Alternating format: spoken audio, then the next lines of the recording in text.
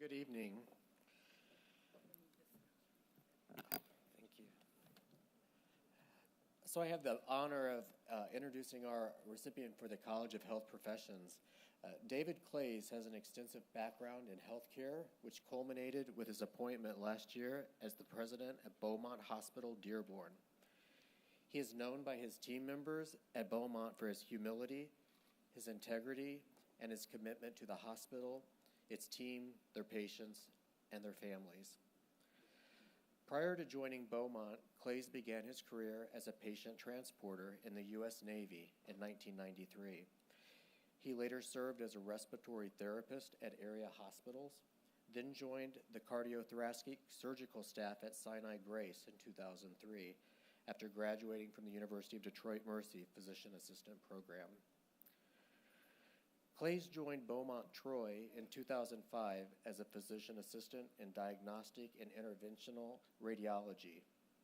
He became director of radiological services, administrative director of ancillary services, and then vice president of heart and vascular surgical services. He was later promoted to vice president and chief operating officer of Beaumont Troy, overseeing operations for the 520-bed Troy Hospital, 5 ambulatory medical centers, and 4,900 full-time employees. Currently, David serves as a board member on the Macomb County Chamber of Commerce, Macomb Foundation, and Macomb Advocacy for Growth. Please join me in congratulating David Claeys for these extraordinary accomplishments. Thank you. I just want to thank the university, President Garibaldi, and Dean Rosenberg for selecting me for this. When President Garibaldi called me, I was so focused on how I could help him, I didn't know I had a meeting with him or was taking a phone call with him. So I had a pad of paper and a pen, and I'm listening to him talk and tell me all these nice things about myself.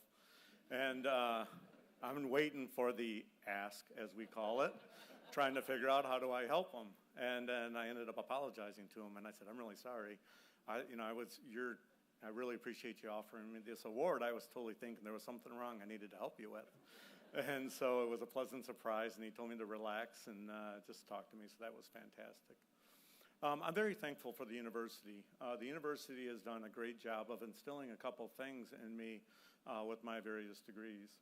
In hospital administration, the school taught me about being a servant leader and putting the needs of my team before my own.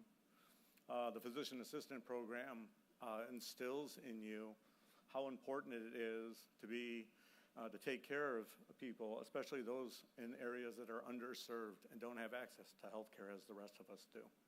And when I was sitting at my table asked me, where was your speech at, Dave? And I said, it's right here. And they said, oh, it's on the back of a Beaumont card. And I said, evidently the marketing class paid off also. So we'll keep it short. In my industry, no one does anything on their own. It takes a tremendous amount of people. Before I went into the Navy, my dad had told me, surround yourself with good people and you'll be successful. And I have to say, I've been surrounded with some great people. I have a tremendous leader in Carolyn Wilson, who's my boss and my coach and mentor, and my past boss, who continues to be my friend, and my coach and mentor, Nancy Sussick. My Troy team is here tonight, always willing to challenge me over the capital budget. I do miss those days. And my Dearborn team, who's incredible, and their openness and willing to communicate and challenge one another makes us a better hospital, and I do appreciate that. In healthcare, we are not just the hospital. We involve our physicians, and having a great physician relationship is so key to our success. And I've been blessed to work with some just incredible physician leaders that have taken the time to coach and mentor me.